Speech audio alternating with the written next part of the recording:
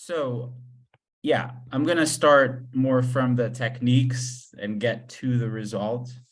So first, I'm going to give a little review of the KZG polynomial commitment scheme, because that's pretty essential to explain what we're doing.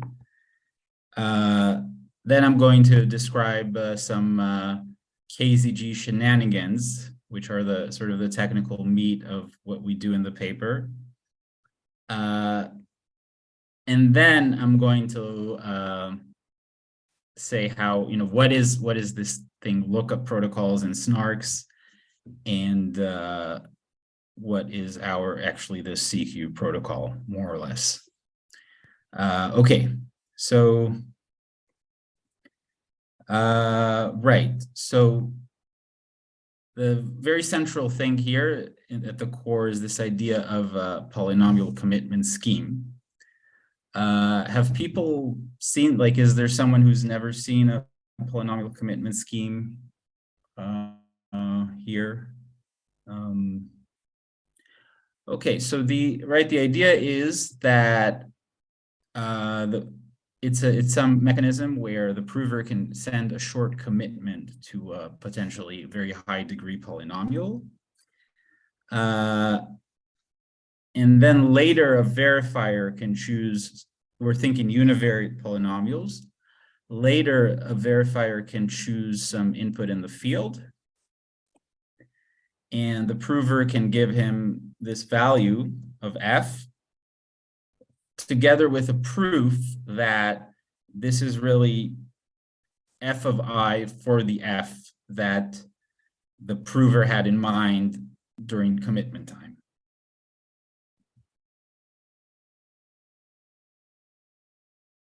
And this thing that gives us a lot of power is that the polynomial commitment scheme suggested by the paper that introduced this notion, Kateza, Verucha, Goldberg, it gives us such a PCS where the commitments and the openings are practically 32 to 48 bytes, or really both the commitment and the opening proof is just a single point on a pairing-friendly elliptic curve. So let's do a quick recap of what KZG looks like. And a notation I'm going to use a lot throughout the talk is that this brackets x for some x in the field. That denotes x times g for a generator g of some elliptic curve group.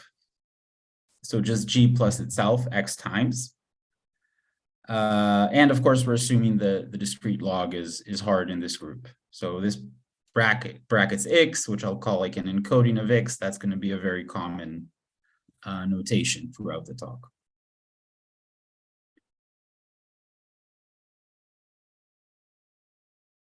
Okay, so KZG10, how does it look like? The first part is we have a setup phase where we generate some structured reference string. How does this string look like? Well, it's simply the encodings of powers of x for some randomly chosen x. And this is a big topic in itself. How do we get such a string in a way that nobody knows x? So so what we're publishing to the world is the encodings in the group of the powers of x, and the assumption is no one can extract x from it. That's crucial for the scheme.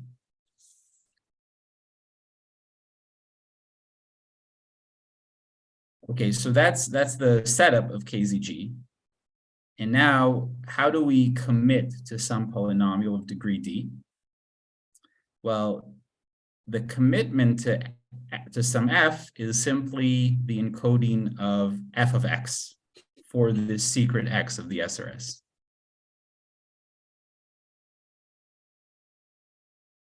And the idea is that just using, so since sort of operations in the exponent or in the scalar, since we're in additive notation, are linear, then even though we don't know X, if we know F, we can compute this from the SRS with like a multi-scalar multiplication. So please, I don't know what people's backgrounds are, so please stop me if something here seems like that doesn't make sense. Please don't be nervous to ask a simple question. Yep. Sounds good. Thank you. Yeah. Okay, cool. All right. So how does opening work in KZG? Let's say the prover is honest.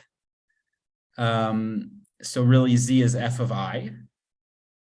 And now look at this expression, f of x minus f of I. So think of that as a polynomial, f of capital X minus f of I. So this thing, this numerator, it vanishes at I, right? So it means it's divisible by x minus I. So this expression h of x is itself a polynomial, not just a rational function. I hope you're not getting confused between the capital X, which is the variable, and the little x, which is the secret x of the SRS. So h is a polynomial. And so we can also, from the SRS, we can compute the encoding of h of little x. And that's what we'll send as a proof for the correctness of the f at I.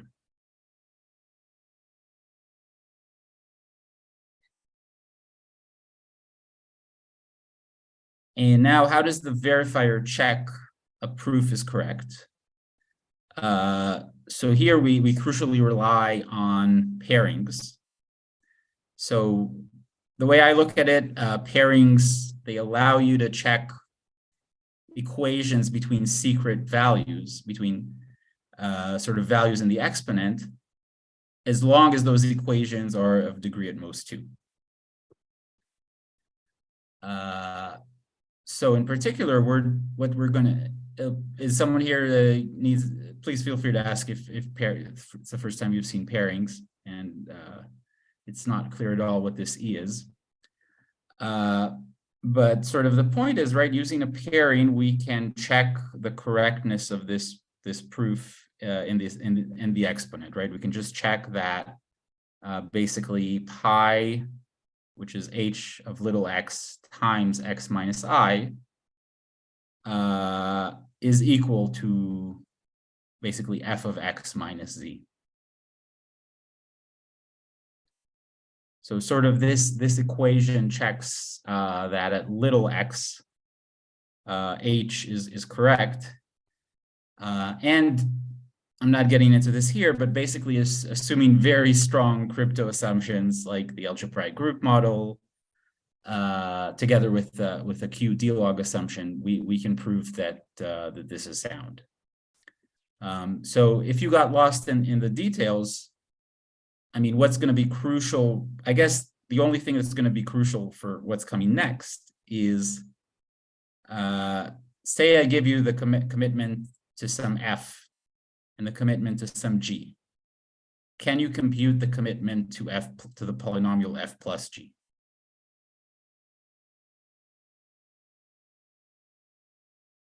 Yes. You can, right? So it's just going to be, it's additive, basically. The commitment to f, since the commitment is just the encoding of f of little x, the commitment of f plus the commitment of g in the group, that's going to give you the commitment of f plus g. So really, that's the crucial thing we're going to use. We're going to use next.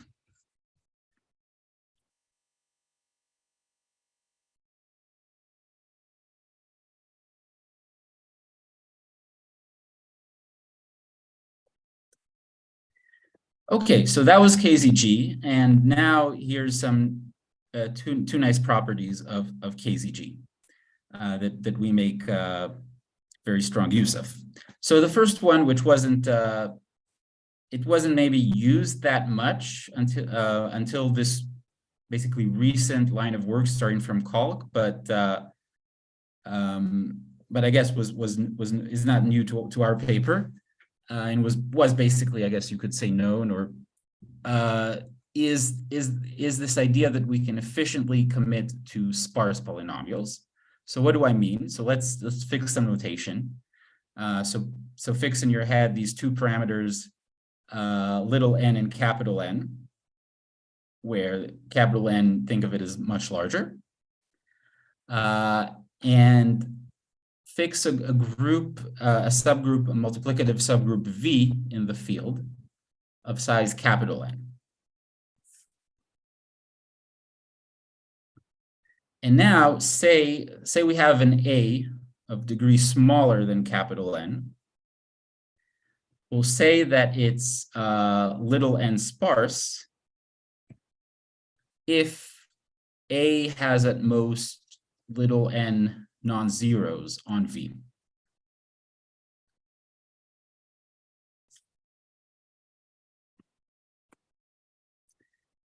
And now let's fix some more notation. So for each I, let's denote by AI simply the value of A at the ith point of the subgroup. And let's denote also by L1 to Ln the Lagrange basis of V. So what is that? It's just the set of polynomials of degree smaller than capital N, such that Lij is 0, right? Is 1 if I is equal to j, and is 0 otherwise. So that all that makes sense so far? Yeah. Cool.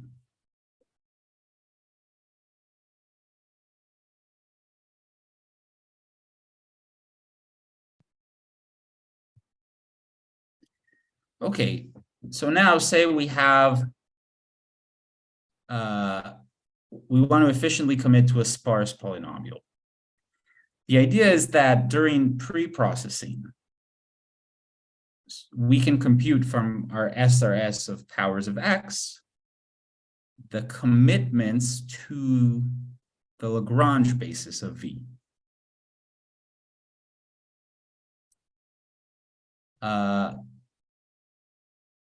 And why you can just take as an axiom that we can do this. Why? But I'll just a few words. So we only have these things in the group, but basically there's a linear transformation, like an FFT-like transformation, that goes from these powers of x to the values of the Lagrange polynomials at x. And since this is an FFT-like linear transformation, even though we only have these values in the group, we can compute this SRS sub L, these Lagrange commitments, in n log n group operations. So this pre-processing is not something crazy. And the description size of each one of them is also going to be small? L1x? So each Lix is just a group element. It's small x, not capital X. So if it was a polynomial. Yes. Yeah. What I'm seeing is like in the paper, capital and small letters with the same name were good, but in a talk, maybe it's not. It's good. Sorry? That's good. It's good. Thank you. Okay, cool. Thanks. Yeah, so and now the idea is, the simple idea is that if A is little n sparse, after we pre-compute the commitments of the Lagrange polynomials, we can compute the commitment of A in little n group operations. It's simply going to be Right here, you recall AI is simply the value of A at like the I at omega to the I at the ith point of the subgroup. So it's simply going to be this sum AI times the commitment of the ith Lagrange. And we only need to really sum over the non-zeros of A.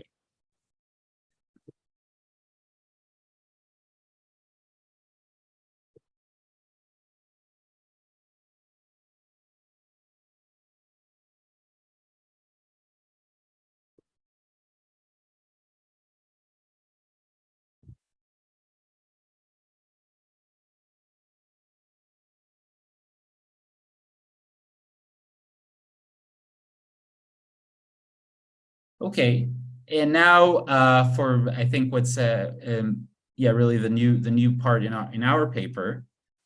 So here's a little more sophisticated shenanigan maybe. So now think of this scenario, and this scenario may seem contrived, but it's going to be exactly the scenario that comes up when we look at this new lookup protocol. So say we have some polynomial we know in advance, t of degree smaller than capital N, that we know in advance. And say, just denote by ZV, the vanishing polynomial of V. So, and now suppose, look at this problem. We have a little n sparse polynomial A.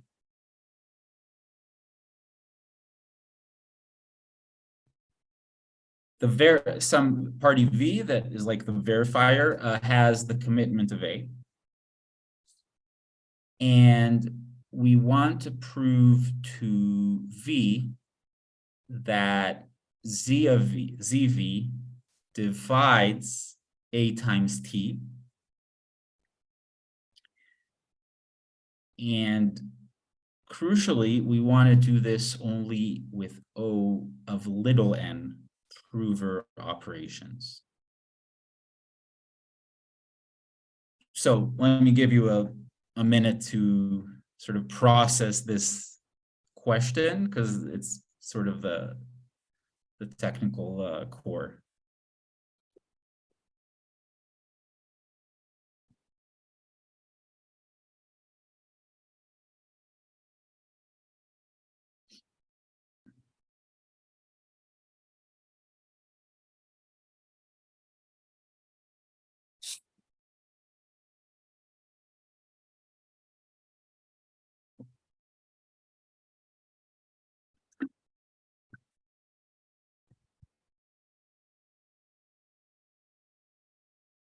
Why are you looking at AX times TX here? I'm a little confused about that, this statement, or is that something you can explain later?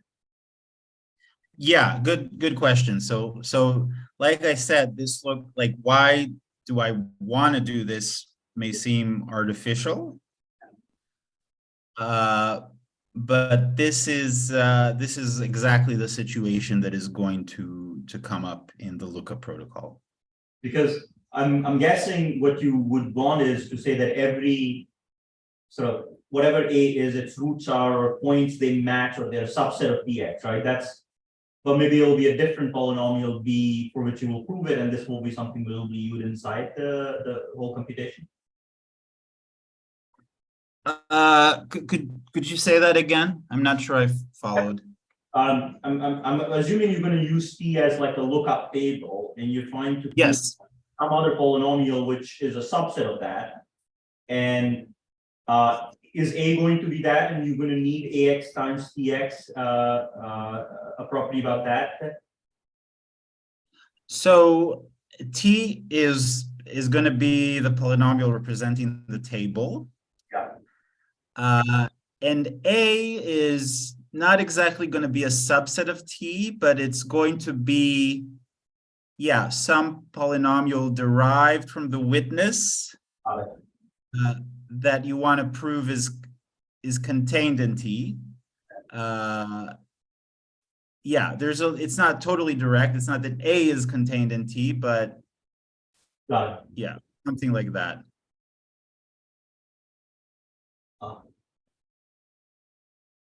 And did you mention what the math BDV was before?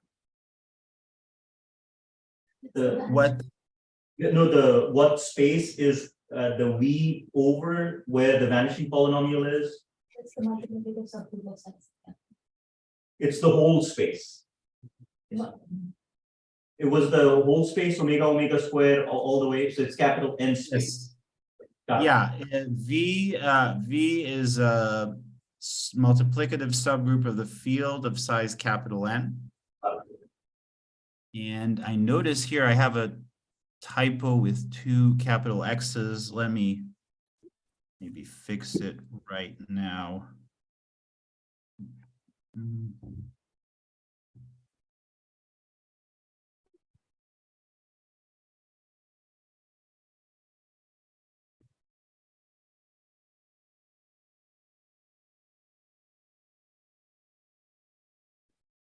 Okay. Makes sense. Thank you. Yeah.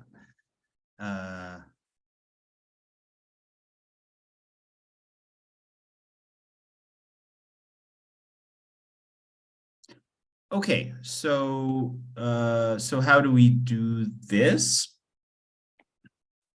So again, we want to show A times DT is divisible by ZV. So naturally, that's equivalent to the existence of a quotient polynomial Q sub A, such that A times T is equal to ZV times QA. Now, QA, we saw that we can compute commitments to sparse polynomials. QA is not necessarily a sparse polynomial, but still, we're going to show that you can compute. So we can't hope to actually compute QA, but we'll show that you can still compute the commitment of QA in O of little n operations. So the idea is that you have a pre-processing step such that for every Lagrange polynomial of the space V, you're going to compute sort of its Q. You're going to compute the commitment to some polynomial Qi. That is the quotient you get when you divide Li times T by ZV. So Qi is again, Li is the ith Lagrange polynomial of the space and of the subgroup, and Qi is the quotient when you divide when you divide Li times T by ZV. So Li times T is equal to Qi times ZV plus Ri for some Ri of degree smaller than capital N.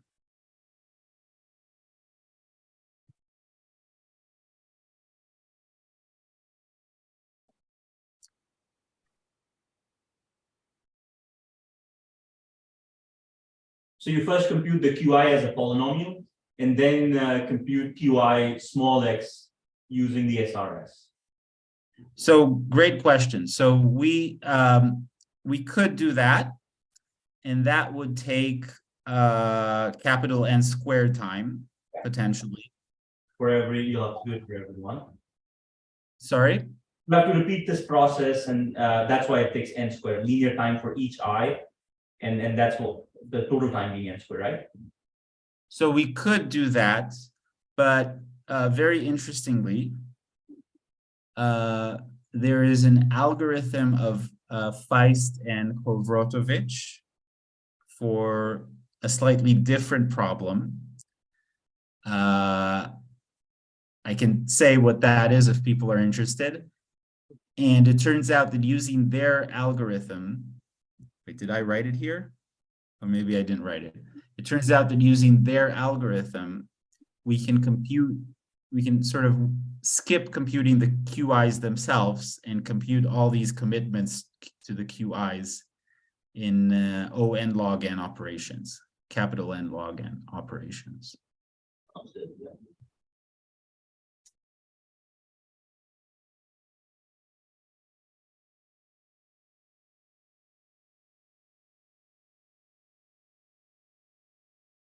I mean, I can anticipate something like that happening. Is it like really sophisticated, the algorithm, or is it like sort of like if you write down, you will come up with it? I think it's sophisticated. I mean, I'm not sure. I think maybe there was a point in time where I fully understood it, but I don't fully understand it now. So I would say yes, it's sophisticated. It's not like if I get down the terms, it kind of falls, like it's obvious how to do it. It's sort of non-trivial. I see. Okay. It's non-trivial. So the problem they investigated is so you have some polynomial f or whatever, and you want to compute all of its KZG opening proofs over a subgroup. So to go back, you want to compute this brackets H, where I goes over all the values in a multiplicative subgroup of size n. And they showed you can do that in you can compute all the KZG proofs of a subgroup in time n log n.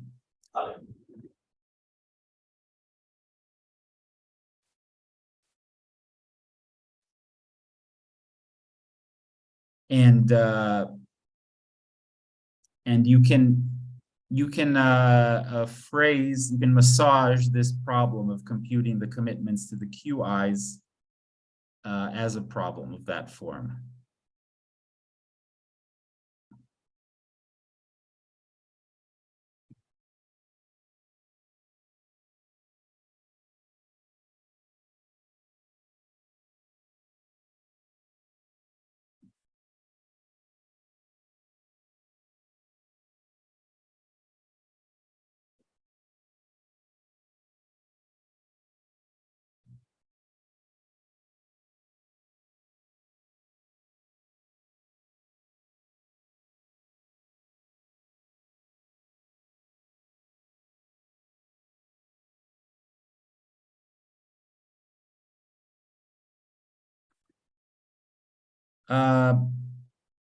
Okay, so, and we're also going to pre-compute the commitment to ZV and T.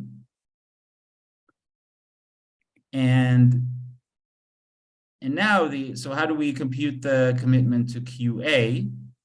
Oh, sorry, there's also a little typo here.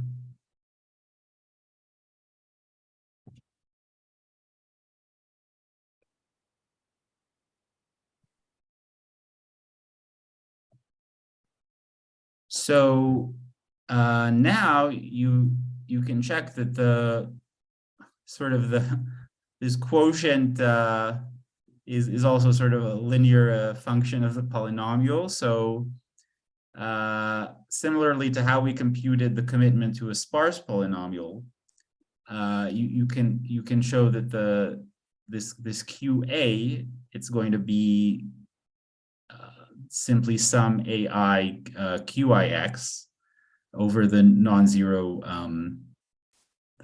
values of A.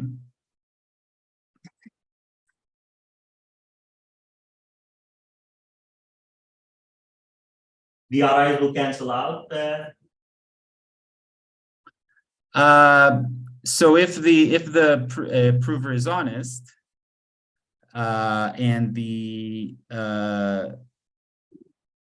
and Q times Z is divisible by ZV, then yeah, the R's will cancel out. So we don't have to compute them or anything, and we don't have to worry about them. We don't have to worry about them.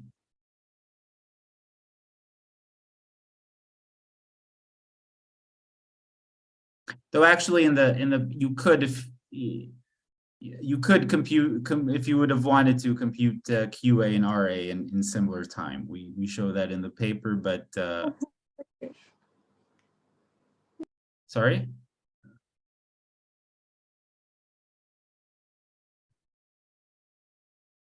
But yeah, but in our case, R is like RA is 0, so we don't have to think about it.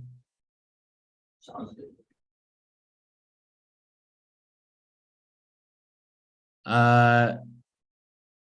Yeah, so the prover can compute the commitment to QA in this way. Okay, but so wait, let's recall what was our goal. Again, let's just recall it. Was to prove that ZV is divisible by A times T. Wait, no, it divides A times T. That's equivalent to the existence of this quotient QA, such that this equality holds. So we can compute the commitment to QA, but is that enough to prove that the divisibility that we just computed this commitment? Little question to the audience. Is this like sufficient for the verifier to get this value? And if so, why is it sufficient? You already computed TA, right? And then you can send it, and then you have the polynomial pre-computed, which you can also send. Right. Comparing to- And how will the verifier check the correctness of this this equation? The verifier could check it at a random point. So that you couldn't do, because for that you would need to like open these polynomials at a random point, and we wouldn't be able to do that for QA. Like having just the commitment to QA, it's not enough to like compute the KZG opening of it at a random point. Doesn't like a pairing check on like the X already suffice? Exactly. Yeah. So this is a cool thing here that we can't like this QA, we can't actually KZG open it at a random point to check this equality. But since we have a pairing, and this AT equals EVQA, it's just a degree 2 equation, we can just directly check it between the commitments.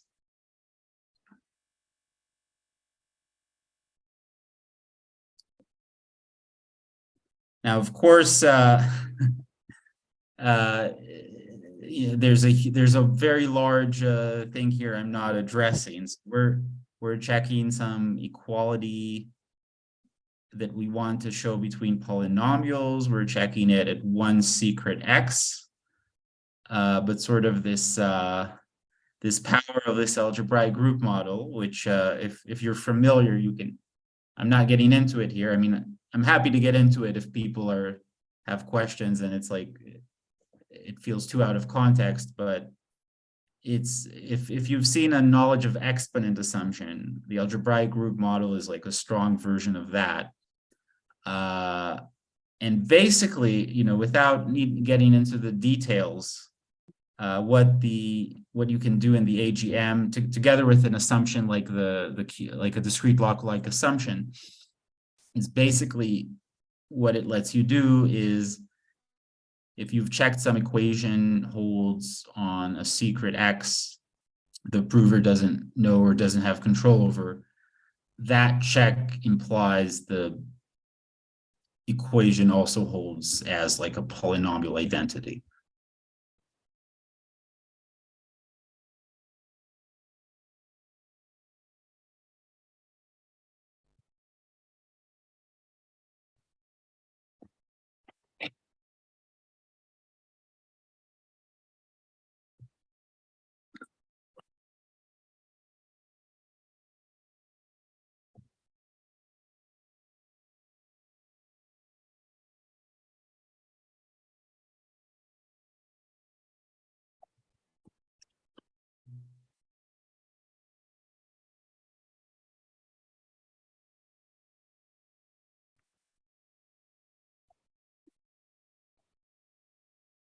Okay, so now let's get to lookup protocols. So some motivation for how lookup protocols became a thing in the snark world. And yeah, and please feel free to ask questions, because I'm going to give here some intuition, but there's a lot of like snark stuff that I'm just not formally like addressing. So I'm not saying what's the definition of a snark, for example, and I'm happy to say it if it's not clear to someone.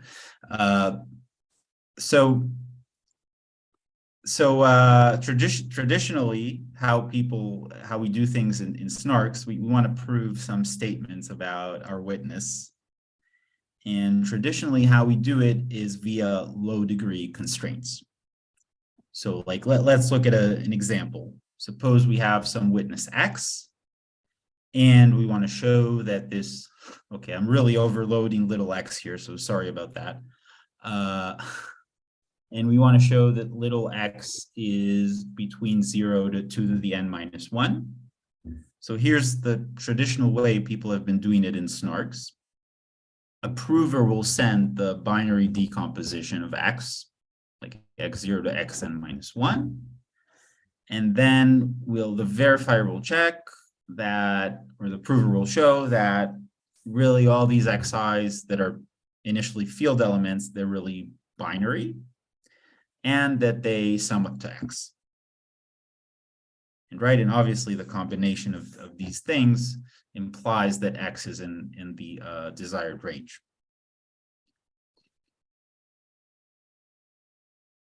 So this requires, I'm not formally defining gates, but this requires n+1 gates or constraints.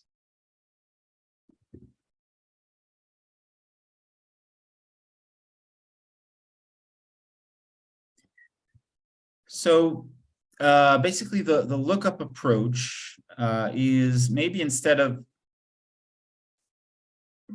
translating things to low degree constraints, let's just pre-process a table of legal values. In this case, the values being 0 to up to 2 to the n minus 1. And devise some protocol to check that an element of our witness is in the table.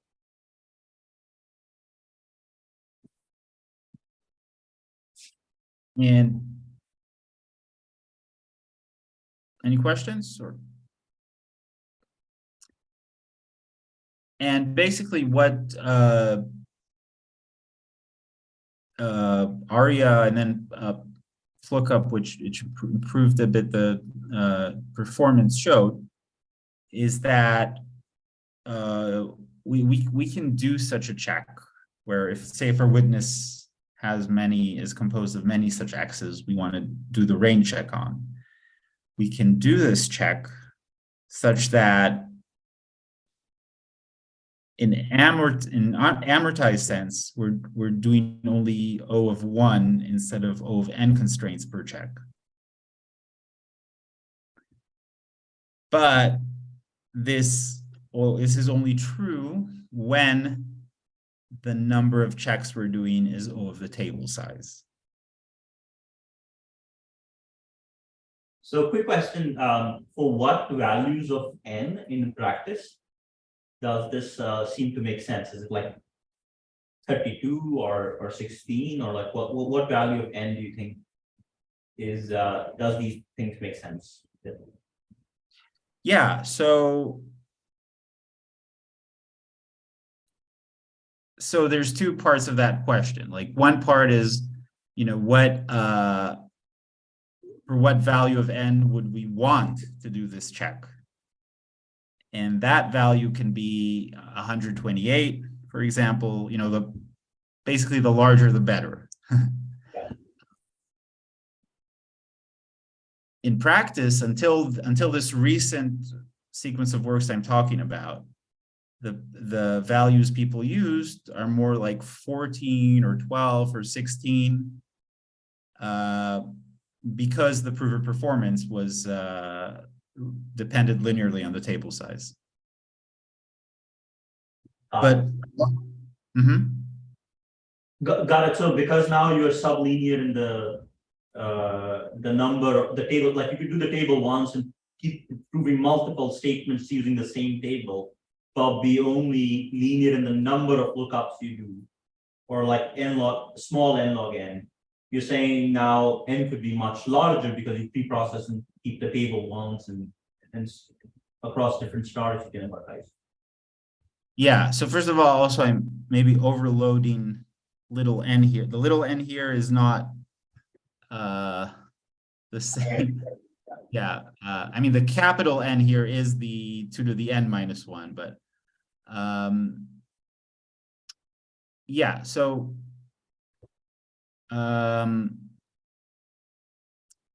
anyway, what's been going on in this new sequence of works is that now we can do these table checks in O1 constraints, and it's O of 1. Oh, wait, so first, sorry, I wanted to say really the reason you have this O of t is that, yeah, I think you said it in different words. These lookup algorithms like lookup, they were linear in the table size. So that is why you could start thinking of your performances O of 1 per check when the number of checks was as large as the table, because you had a component in the prover runtime which was linear in the table. And in this new sequence of works that started from Kalk,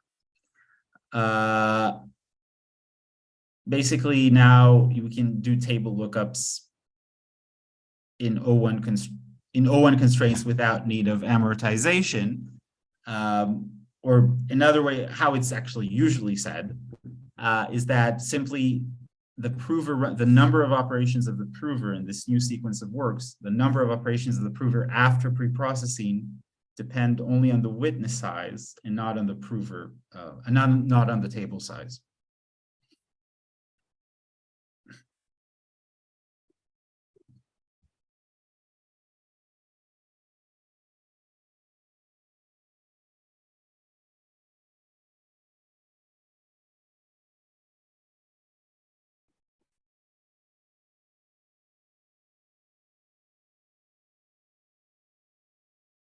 Just to note, right, the pre-processing will also need to be done by the verifier, right?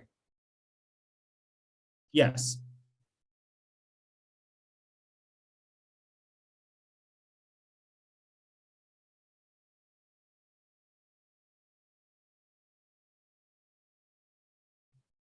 But that, I mean, we're really the use cases I'm seeing at least, you're doing proofs for the same circuit or the same computation many times. Yeah.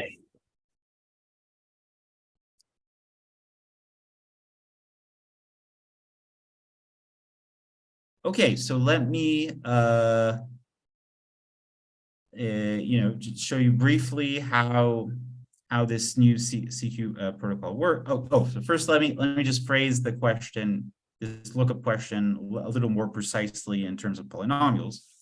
So we can think of now of having two subgroups, one like a large one of size capital N and a smaller one of size little n. And we have some pre-processed polynomial t of degree smaller than capital N that is going to sort of represent the table values. And now we have an input f of degree little n. The commitment to f is given to the verifier. And we want to convince the verifier that the values of f on this small subgroup are contained in the values of t on this large subgroup. And the t on this, we're just encoding our table by t on the large subgroup, so that's why. there does not need to be a correlation among H and V. There does not need to be a what? Relation between the H and the subgroup H and the subgroup V, they can be different. They can be different. Okay, I should say the algorithms assume that they're like FFT friendly, so they're all of size a power of 2. Probably, you know, if they all had, it was all small factors, also fine. But yeah, you'd say we're assuming their sizes are powers of 2, but they're not, yeah, they're not necessarily contained in each other.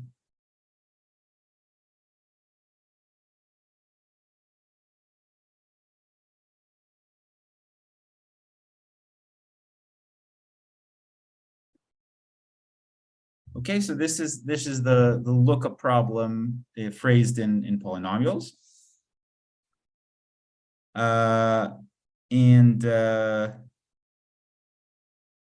now, okay, now let me just give you a short, you know, because there's been a lot of material, so sort of short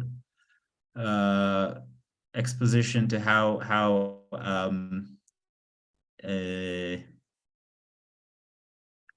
this works. So we're going to crucially rely on this log derivative approach that has been appeared recently in a few works, and specifically this lemma from this paper of Habetsk, so that tells us this thing. So F's values on H will be contained in T's values on V, if and only if there exists some polynomial M such that if I look at this sum mi divided by x plus ti, then right, remember that I'm just using this notation here that t sub I, I'm simply running over the values of m and t on the large group, right? T sub I is just t at omega to the I. So if and only if that for some mi divided by x plus ti is equal to a sum 1 over x plus f of a. So right, I'm running, okay, it's not that complicated. I'm running over on the left-hand side. I'm sort of running over values of t, but like in this rational form. And I'm allowing sort of these weights. And on the right-hand side, I'm running over the values of f on the small group. But again, in this rational, sort of in this inverted rational form. And let's see the completeness just side of this to see we're following. So say the statement is true, that the values of f and h are contain the values of t on v. So there should exist some m. So just sort of as a see we're following a little exercise. What is going to be the value mi that we're going to use? 1 for I where it's contained and 0 otherwise.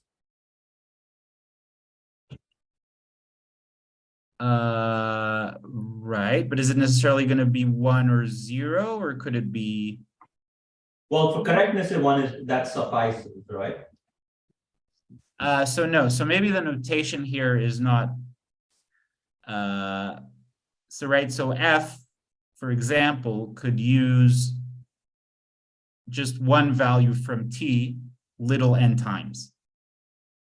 F is allowed to use one value many times. Yeah, okay.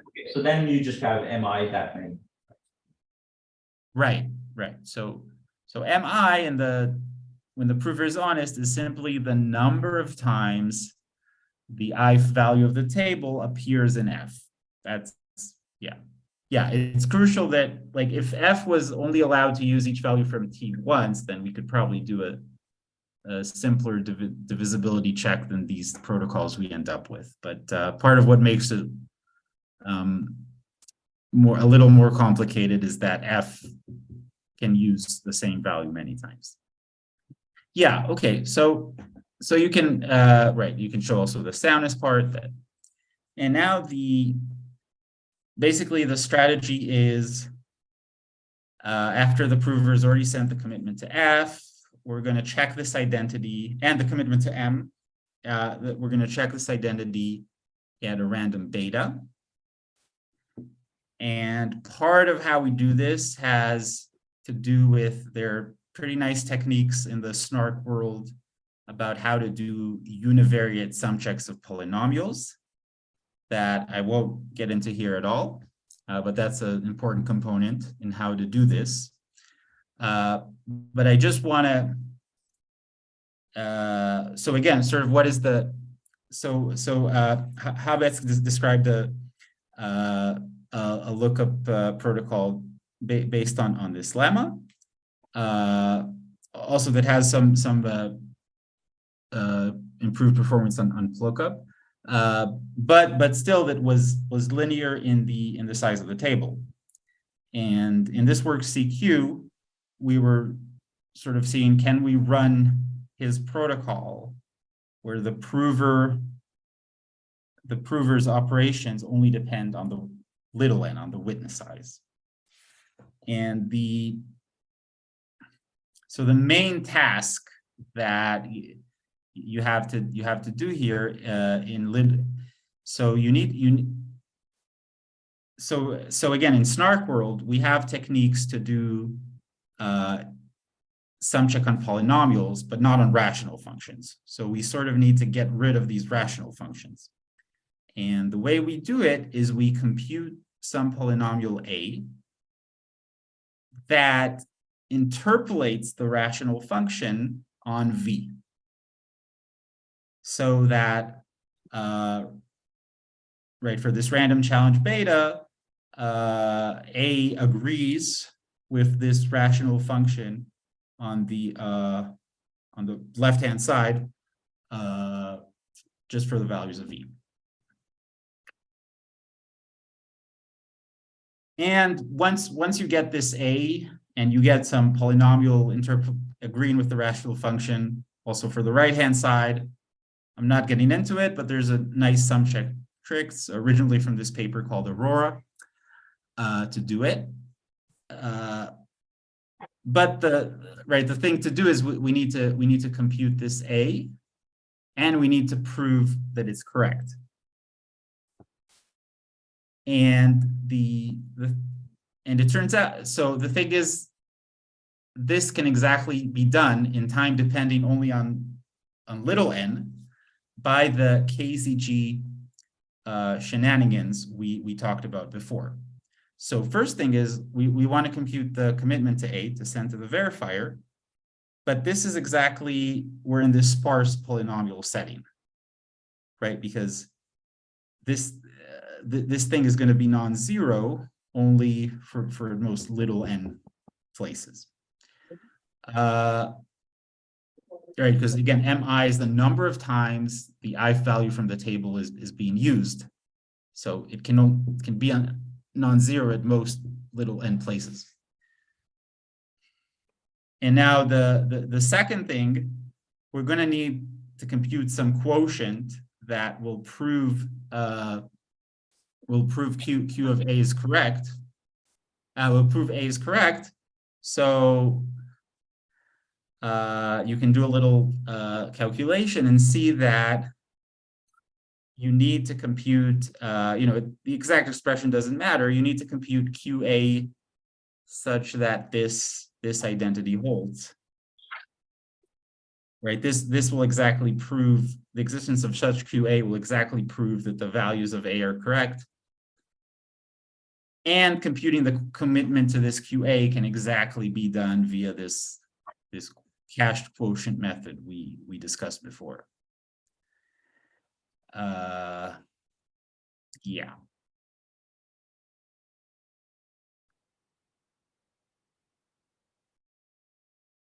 You will need to use both the pre-computed values of LIX and LITX to compute this thing, right? Yes, yes. So for to compute commitment to A, we use the LAX, and to compute the commitment to QA, we use these Li times T divided, these QIs as we call them. Yes.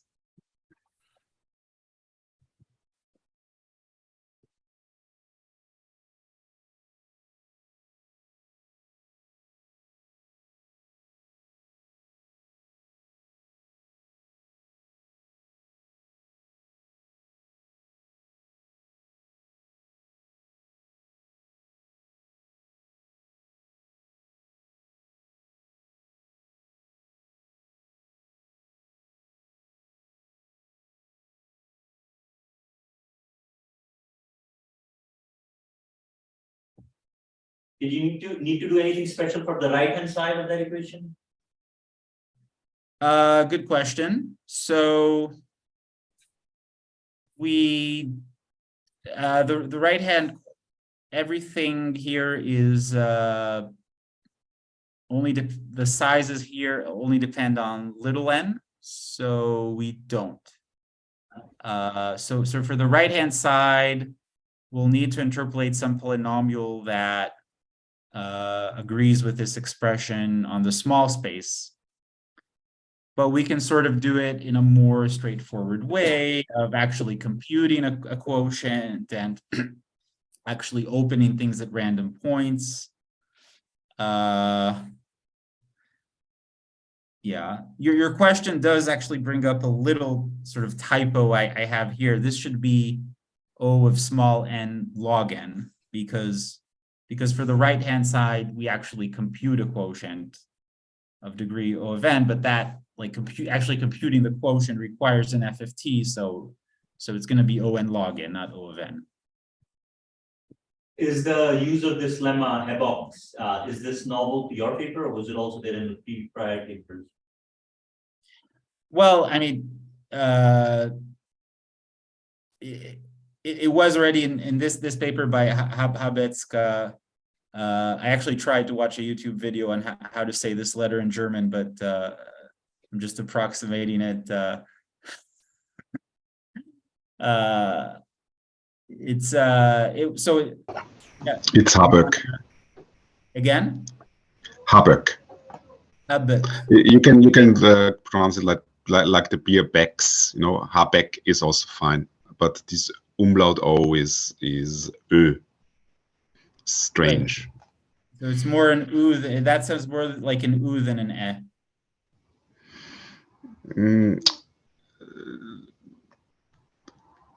Use A and it's closer. Okay. Oh, but it's not Habetsk, it's just Habeck. No, it's not exactly like the beer, like Becks. Mm-hmm. So CK in German is just K. I see. Exactly. Yeah. Okay. So yeah. So this paper, I mean, you feel free also to, if I'm saying something incorrect, but yeah. So this this paper by Habeck is already in the lookup context. So our paper in this like very new, I mean, also this paper of Habeck is relatively new. In this very new sequence of works on sort of sublinear lookups, yes, we were the first ones to use this lemma.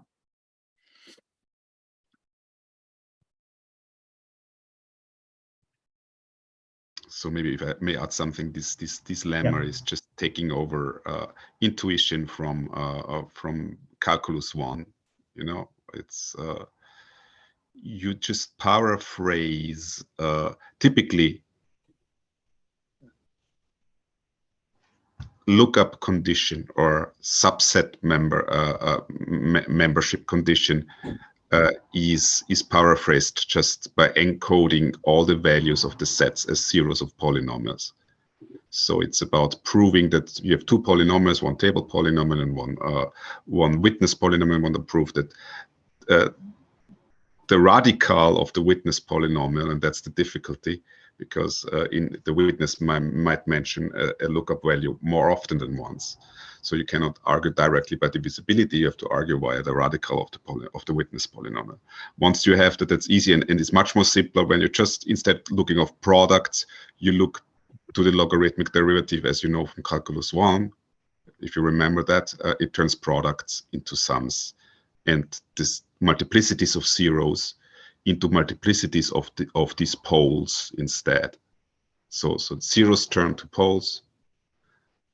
Multiplicity turns to just a scaling factor of the pole, and that's much more easy to treat. That's all I wanted to add here. So I'm not the only one who was aware of it, I suppose. So I know of others. In particular, the line of work of Egan, or what was his name? I forgot it. It was mentioned by Ariel. So I was not aware of his work. So seems like I would expect it was around. You know, yeah. So it's not super new, but I would expect that many people knew it already 1 year before, but it was never published. Thank you.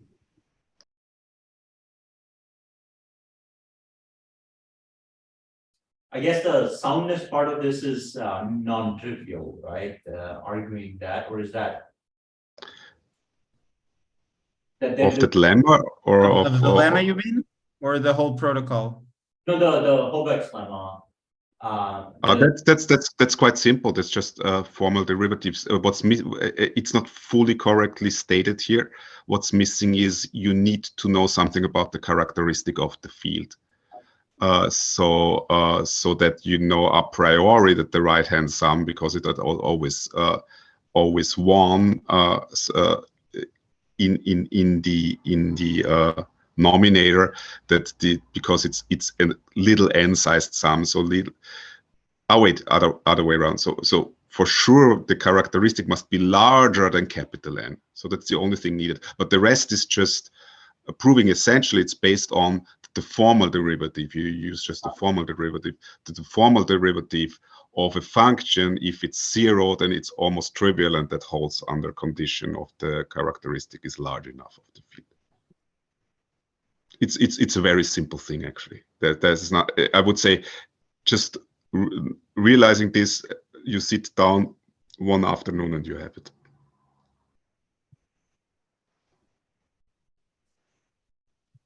So again, just to recap, the characteristic of the field, of the finite field, must be larger than the number of summands you have.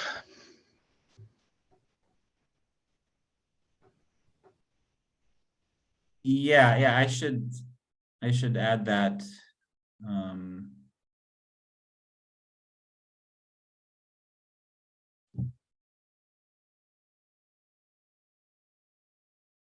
Yeah, I'm just sorry. Just as you were talking about it, I thought I had some proof of it in my head that didn't even use derivatives, but now, yeah, now I see. Actually, I'm not sure myself. The soundness part and why the character.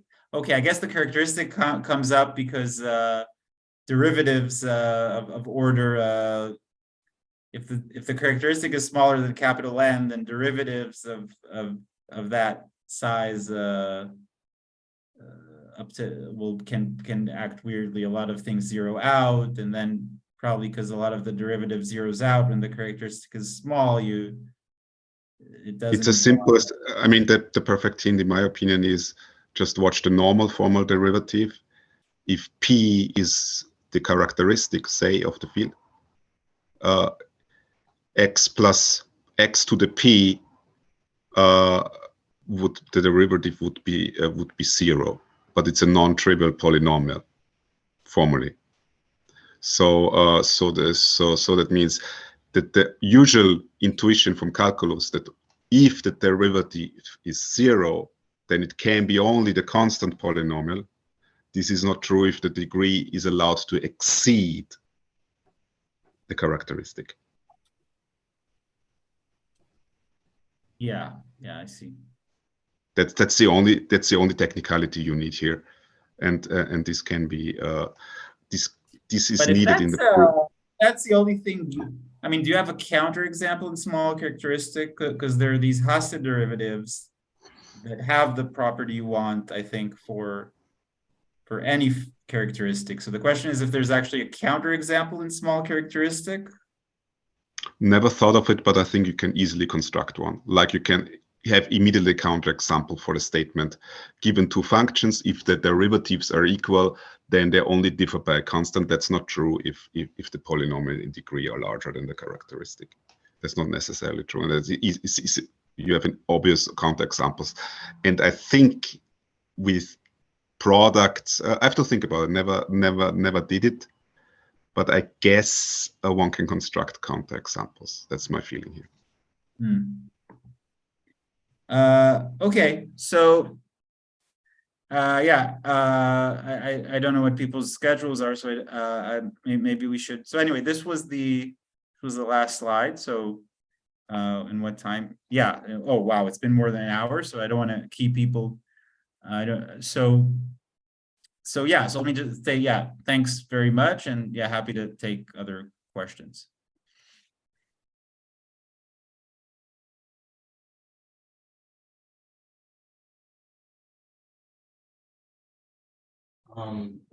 Are there next steps that you think are important here? Do you see these approaches that avoid FFTs being applicable and getting things with linear pre-processing and linear online proof generation time is also feasible? So it's not the only part here that requires ON log n.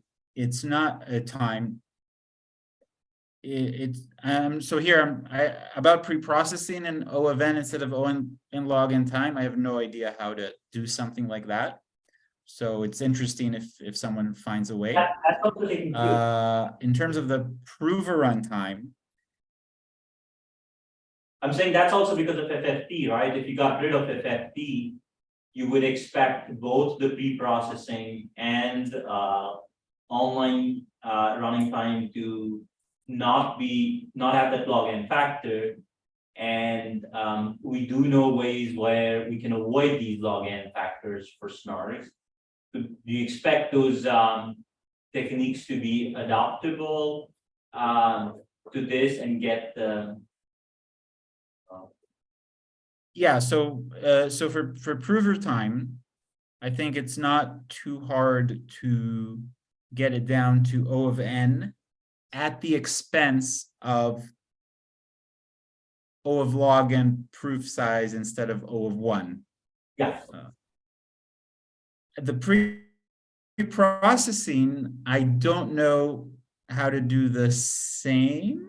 The pre-processing is a little different scenario because we only have the group elements and we can only do linear operations. So pre-processing, I don't, that would be interesting. I don't know how to get it down to O of n. I understand. It's the linear operations which get missing, which makes it. It's the linear operations that what? Sorry. Tend to be homomorphic, which makes the difference.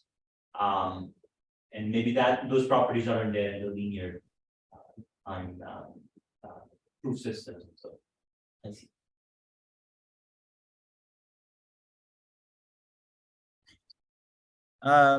Yeah, like I mean, to be totally honest, this CQ protocol came out much simpler than I thought we could get. So I feel it, but yeah, it's I mean, sort of like, but if I try to think of open like what might be interesting is for not general tables, but like specific tables, like easy tables. For examples, like maybe the most structured table is the table for the range proof. The values are just 0 to some m. Can you get some efficiency boost when your table is really simple? I mean, that could be maybe an interesting question.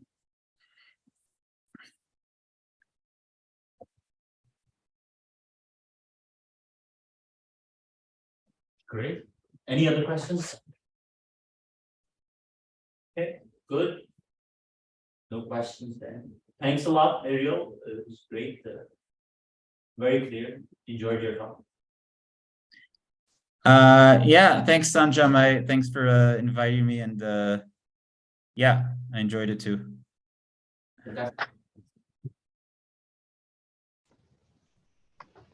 Okay, so yeah, talk to you some other time. See you all. Yeah, thank you.